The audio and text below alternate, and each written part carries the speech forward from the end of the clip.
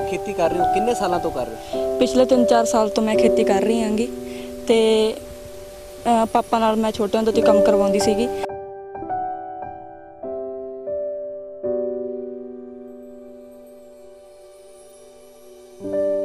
बहुत वधिया लगता है। मैं तो पंजाब के लोगों को अपील करूँगा भी कुड़ियां नूं नाल रखा करोगे।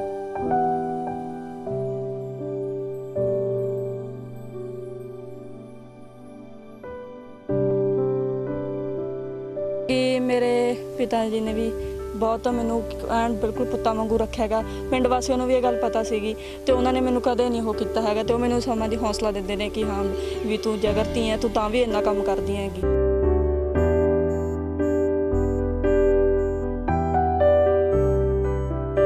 पिंड वाले ने कहा नहीं कि कुड़ी नूं खेतां 'च लैके जा रहे हैं, ट्रैक्टर चला रहे हैं? नहीं जी, मैनू कदे नहीं किसी ने कहा हैगा। माड़ा मोटा पिंडां 'ਚ चलो हुंदा पर सानू नहीं कदे किसी ने कहा, क्योंकि पिंड वालिਆਂ ਨੂੰ ਪਹਿਲਾਂ ਹੀ पता ਹੁੰਦਾ ਸੀ ਵੀ ਗੁੱਡੀ ਨਾਲ ਹੁੰਦੀ ਹੈ ਇਹਨਾਂ ਦੇ। देश ਵਿੱਚ ਕਰੋਨਾ ਮਹਾਮਾਰੀ ਦੇ ਚਲਦੇ ਹਾਲਤ ਗੰਭੀਰ ਬਣੀ ਹੋਈ ਹੈ। ਉੱਥੇ ਹੀ ਕਈ ਜ਼ਿਮੀਂਦਾਰਾਂ ਨੂੰ ਆਪਣਾ ਝੋਨਾ ਲਾਉਣ ਲਈ ਲੇਬਰ ਨਹੀਂ ਮਿਲ ਰਹੀ।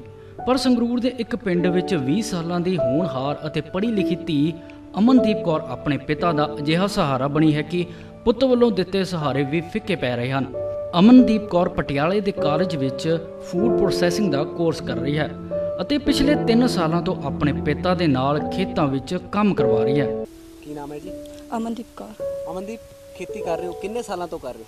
पिछले 3-4 साल तो मैं खेती कर रही हांगी ते पापा नाल मैं छोटे ਹੁੰਦੇ ਤੋਂ ਕੰਮ ਕਰਵਾਉਂਦੀ ਸੀਗੀ ਤੇ ਹੁਣ ਮੈਂ ਪਿਛਲੇ 3-4 ਸਾਲ ਤੋਂ ਪੂਰਾ ਕੰਮ ਕਰਵਾ ਰਹੀ ਹਾਂਗੀ। ਤੁਹਾਨੂੰ ਕਦੇ ਪਿੰਡ ਵਾਲਿਆਂ ਨੇ ਨਹੀਂ ਟੋਕਿਆ ਵੀ ਤੁਸੀਂ ਜਿਹੜੀ ਖੇਤੀ ਕਰ ਰਹੇ ਹੋ ਇਹ ਬੰਦਿਆਂ ਦਾ ਕੰਮ ਹੈ, ਤੁਸੀਂ ਇਹ ਕਿਹੜੇ ਕੰਮ 'ਚ ਪੈ ਗਏ?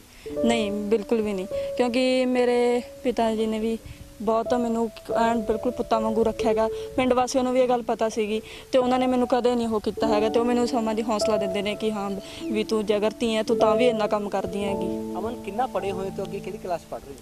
मैं हुण बी वोकेशनल फूड प्रोसैसिंग का कोर्स कर रही हैगी खालसा कॉलेज पटियाले ते मेरा फर्स्ट ईयर हैगा। जिस तरह की छोटी उम्र के लड़कियां बाहरले मुल्कों जा रही हैं, आईलैट्स कर रही हैं, तो नहीं कदे मन किया मैं बाहरले मुल्क जावां उत्थे सैट होवां? नहीं, मैं +2 तो बाद आईलैट्स की सीगी ते मेरा ऑफर लैटर भी आ गया सी ते मेरा मैडिकल भी हो गया सीगा। पर उस तो बाद मैं अपना प्लान कैंसल करता क्योंकि इत्थे मेरा ब्रदर चंडीगढ़ स्टडी करदा ते वो पापा नाल इन्ना काम नहीं करवा सकदा। ते मैं उस तो बाद मैं काम करवाउण लगी पापा नाल ते क्योंकि मेरे पिछे पापा कल्ले रह गए सीगे ते मैनू बहुत खुशी हुंदी है जब मैं खेतां विच अपना काम करदी हांगी। किन्ने बैंड से?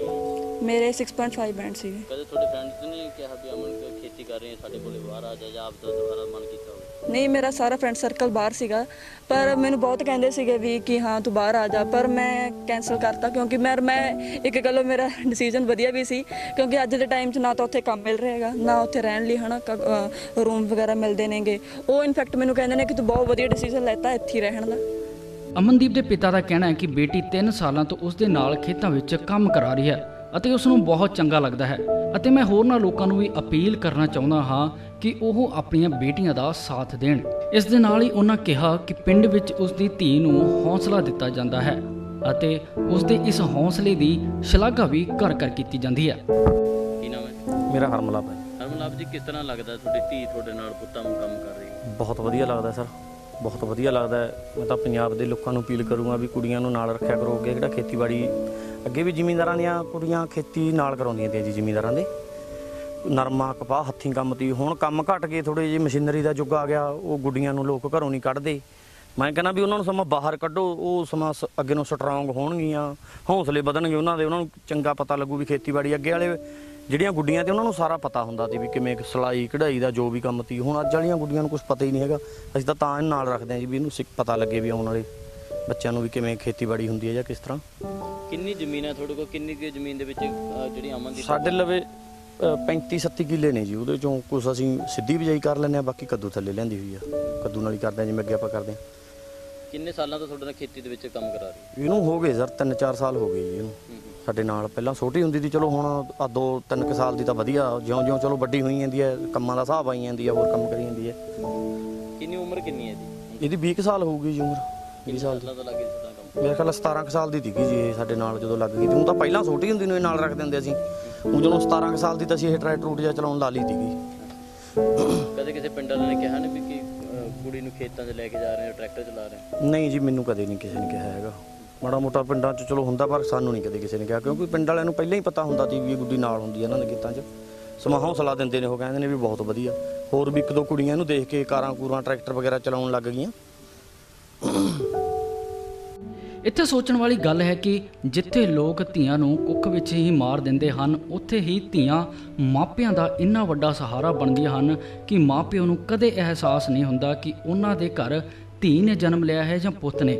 ਇਸ ਤੋਂ ਹੋਰਨਾਂ ਮਾਪਿਆਂ ਨੂੰ ਵੀ ਸੇਧ ਲੈਣੀ ਚਾਹੀਦੀ ਹੈ ਕਿ ਧੀਆਂ ਨੂੰ ਕੁੱਖ ਵਿੱਚ ਨਾ ਮਾਰਨ, ਅਤੇ ਉਹਨਾਂ ਜਵਾਨ ਧੀਆਂ ਨੂੰ ਵੀ ਇਹ ਸੇਧ ਲੈਣੀ ਚਾਹੀਦੀ ਹੈ ਕਿ ਬਾਹਰ ਜਾਣ ਦੀ ਬਜਾਏ ਆਪਣੇ ਮਾਪਿਆਂ ਦਾ ਬੋਝ ਹਲਕਾ ਕਰਨ।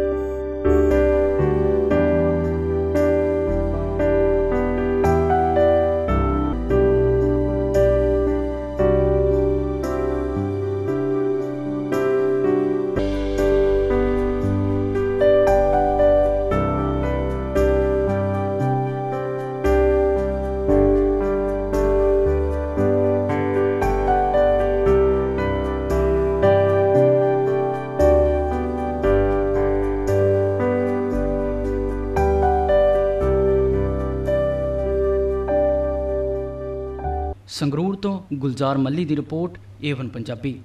ਮੈਂ ਆਪਣੇ ਇਹ ਮੋਢਿਆਂ ਤੇ ਗੋਡਿਆਂ ਤੋਂ ਬਹੁਤ ਦੁਖੀ ਸੀ। ਮੇਰੇ ਲਈ ਤਾਂ ਤੁਰਨਾ ਫਿਰਨਾ ਵੀ ਇੰਨਾ ਔਖਾ ਹੋਇਆ ਸੀ, ਮੈਂ ਦੱਸ ਵੀ ਨਹੀਂ ਸਕਦਾ। ਪਰ ਜਦ ਤੋਂ ਮੈਨੂੰ ਫੀ ਰਿਲੀਫ ਮਿਲਿਆ 2.5-3 ਮਹੀਨੇ ਇਸਤੇਮਾਲ ਕਰਨ ਤੋਂ ਬਾਅਦ ਗੋਡੇ ਵੀ ਓਕੇ, ਮੋਢੇ ਵੀ ਓਕੇ। ਜੇ ਤੁਸੀਂ ਵੀ ਕਿਸੇ ਇਸ ਤਰ੍ਹਾਂ ਦੀ ਬਿਮਾਰੀ ਤੋਂ ਪਰੇਸ਼ਾਨ ਹੋ तो बेझिझक होकर इसको इस्तेमाल करो। सिर्फ 2.5-3 महीने ये 125 बीमारियां तक का इलाज कर सकता है। फी रिलीफ हमेशा याद रखो। बस कुछ दिनों तो मैनू बालों की बड़ी समस्या सी, मेरे बाल झड़ने शुरू हो गए सी। मैनू मेरे दोस्त ने ऑयल फी रिलीफ वाले दसिया, मैं ये तेल 3 महीने लाना अपने सिर ते अप्लाई किया। ये बिल्कुल आयुर्वैदिक तेल है, इसका कोई साइड इफेक्ट नहीं है। तो मेरे बाल जिहड़े गंजपन पैना शुरू हो गया सी, वो दोबारा आने लग गए। तो मैनू तो बड़ा फायदा दिता इसने। जे तुहानू भी किसी इस तरह की प्रॉब्लम का तुसीं सामना कर रहे हो तो ये तेल लाना ना भुल्लो।